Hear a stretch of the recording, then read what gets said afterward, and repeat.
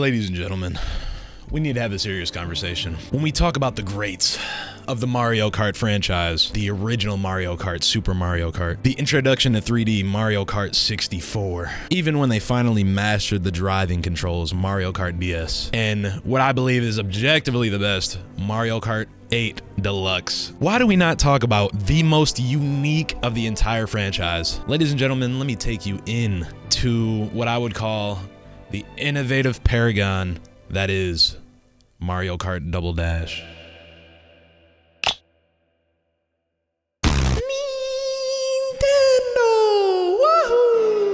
When you get brought in with that, there is no better way to start a Mario game, I tell you. Brought in with an absolutely fire intro to the game. You got the characters driving around. Just straight chaos as they show you previews of basically what you'll be getting into with this game. 2 characters on a cart, which means that you'll be able to get double the items for the first time. And last time, until they brought it back in Mario Kart 8 Deluxe, what were y'all waiting so long for? So once you get past the game preview, you're given a wonderful title screen and title music. And once you beat the game, actually, and beat every single cup on every single engine class, you get an alternate title screen, which will show all the characters that you would have had to unlock as well, with a new fire background, which is even better than the first one. So the only modes that you're able to do in single player are the Grand Prix and then the time trial. The Grand Prix is how you unlock literally everything in the game. You've got your different, I guess you can say, difficulty slash engine classes. So 50cc, 100cc, 150cc. When you beat a cup, you unlock a secret, and that's usually anything from a new character to a new cup, the special cup, and then my personal favorite, the all cup tour. All 16 tracks that were in the game, you would have to do all of them in random order, besides the first track always being Luigi Circuit and the last track always being Rainbow Road, which I thought was amazing because it's like, you know, the first track stays the first track no matter what, and then it always would end with Rainbow Road. That was the finale, the ultimate climax to all the freaking races that you've been doing up to that point, and my friends and I just had a blast doing All Cup Tour, even though it took like 40 minutes. So imagine doing 150cc and you're doing all these races, and then about like 10 in, you realize, yo, I can't beat these dudes, so I gotta restart. I gotta do this whole entire thing over again.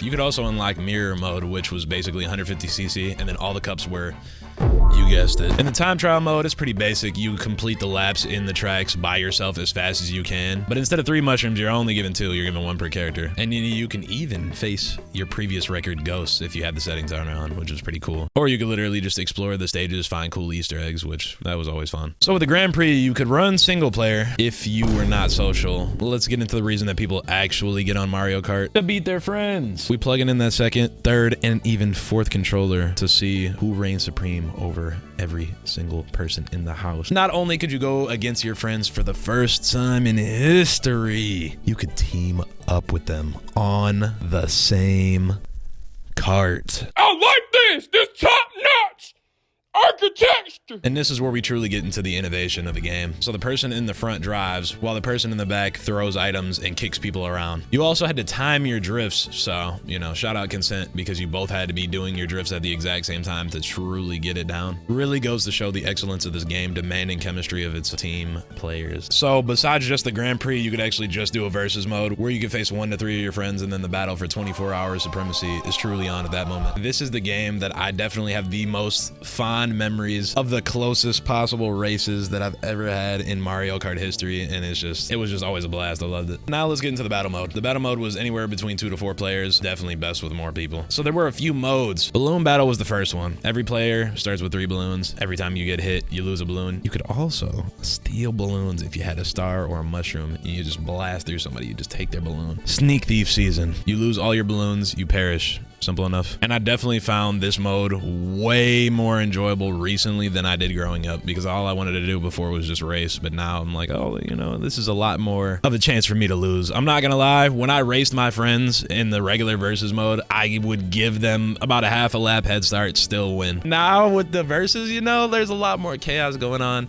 I might actually lose. So if you revisit this game, you definitely want to check out the battle mode. It's great. Shine Thief, the second game mode. Honestly, the Shine Thief might be the best one. Basically, with Shine Thief, you want to be the last player to be holding the Shine Sprite as the timer goes out. When you hit somebody with an item, or if you get hit by an item, the Shine Sprite will fall off of you, and then when somebody else picks it up, it'll add a little bit more time to the timer, and then you go from there. Bob-omb Blast, not gonna lie, it's just random. Like, that's the only way to explain it. You can carry up to 6 bombs at once, and you just launch them, and then they explode on impact. Like, as soon as they they touch the ground. There's no, oh, they stand up for a little bit, they wait around for somebody to drive nearby or into it, then they blow up. No, it's just like as soon as it touches the ground, you're not gonna be able to escape anything. Like imagine playing on the little GameCube stage. Great stage idea, by the way. And there's just bombs everywhere. Red, blue, green, just explosions all over the place. That's what Bob-omb Blast is. Still fun.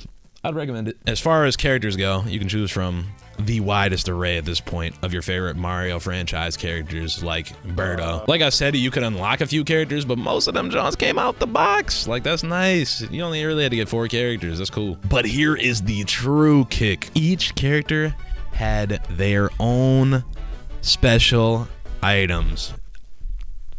You feel like you had to have certain team comps to play the style that you wanted to play. So for me, being as competitive as I am, I know that I'm gonna be in first place most of the time. So why not pick a character that's gonna have first place items? Diddy Kong. I loved playing Diddy Kong in this game because I would get the giant banana shell. That was his special item. Waluigi and Diddy Kong ended up being my favorite combo because I loved using the Bob-ombs. My brother was a sniper with those things. And then the banana shells I would throw at the very top of ramps and people would just drive into them because they just don't know how to avoid things. But yeah, depending on the character you pick, you get a special unique item. Peach and Daisy had hearts. Mario and Luigi had fireballs. Luigi actually had a green fireball because he's green. Yoshi had a Yoshi egg, which is the only item in the game that low-key will help players that are not you. Like imagine you hit somebody with a Yoshi shell and then a star pops out and hits the person that you just hit. The Bowsers had the giant Koopa shell. I liked items like the Bowser shell and the Bob-omb, which are the most destructive items in the game. In terms of like, you have just as much risk hurting yourself as you do hitting anybody else. So it's like, why would you use those items if the risk is probably just as much as the reward could be? I'm just a psychopath, I guess. Also, a sort of mini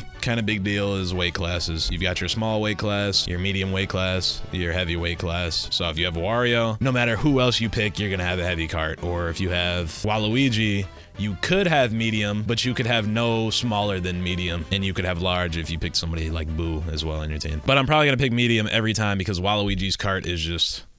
Yes. Now on to the courses. Not the strongest selection of courses today. Back at the time, these were definitely the best courses up to this point. Tracks like Daisy Cruiser, Waluigi Stadium, Donkey Kong Mountain, Wario Coliseum, they all still hold up amazingly to this day. By the way, Mario Kart 8 Deluxe, Nintendo, listen to me. Please, please, please bring Wario Coliseum to Mario Kart 8 Deluxe. I don't know why it's like not a confirmed track. Maybe they want it to be a surprise, but I've heard no news about Wario Coliseum being a thing that is guaranteed. It's my favorite track in Mario Kart Double Dash, so I'm like, bring it back, come on. And then you got your mushroom tracks, Mushroom Bridge, Mushroom City. Pretty freaking amazing. Yeah, I said not the strongest selection. These tracks are all fire, so I don't know what that guy was talking about, except for maybe Mario Circuit, but you know, the music was cool. And one of the cool things about Double Dash is the fact that you can see other stages while you're driving on whatever stage that you're looking at. So on Peach Beach and Yoshi Circuit, off to the side, you see Daisy Cruiser just floating along in the water. In Mushroom Bridge, you can see Mushroom City and vice versa. As you're driving over top Rainbow Road, if you fall off, what's down below? Immaculate level of design, to say the least. Now we're gonna kind of get into something that people might consider a little bit of a con going back and playing the game, that being the driving controls. Not the best to this point, but that's because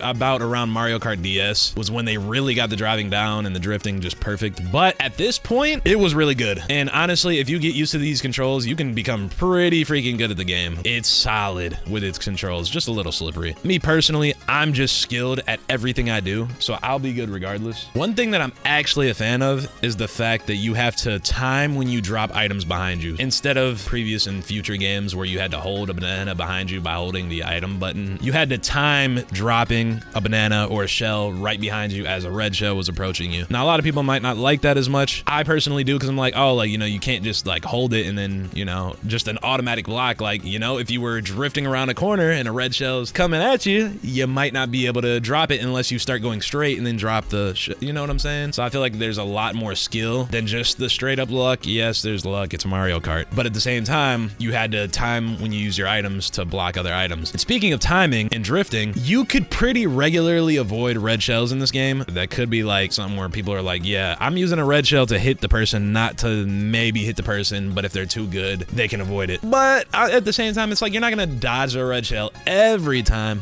but if you were good enough, you really could avoid the red shells, which which I thought was so awesome. But that, again, being because I'm competitive and I'm good. You could even avoid blue shells. Usually, if you had a mushroom, you could actually, like, time it. I said usually as if, like, it's a thing that you're regularly doing. You'll dodge a blue shell 1 out of 95 times, maybe. Or if you're just lucky, you don't even need a mushroom and then it'll just avoid you. I've dealt with that because I've put in so many hours into this game that I've witnessed everything. As far as the soundtrack, you already know if you've seen any of my other videos. I'm a big fan of the classics that I grew up with, man. Every single game that I've ever played growing up, they just all have fire soundtrack. Every game that I finally remember. It seems to be a recurring theme, you know? Very good tracks. The circuit themes, Waluigi Stadium, Sherbetland, and Rainbow Road, just to name a few of the amazing themes. And then even little themes like the in-betweens, like when you win a race, if you lose a race even. It's all just pleasant to these things right here, and that's very important icing on the top of the cake that is a wonderful video game experience. All in all,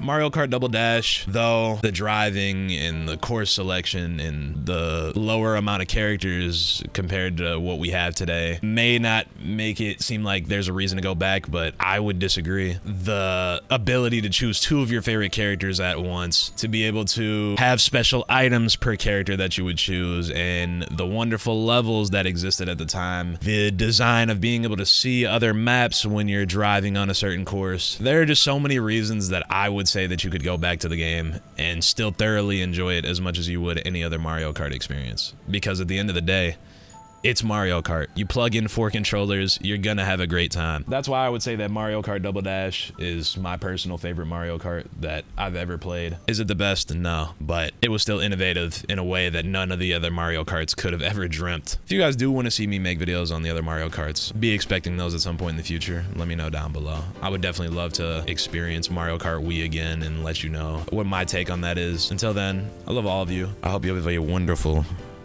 rest of your days. Godspeed, my friends.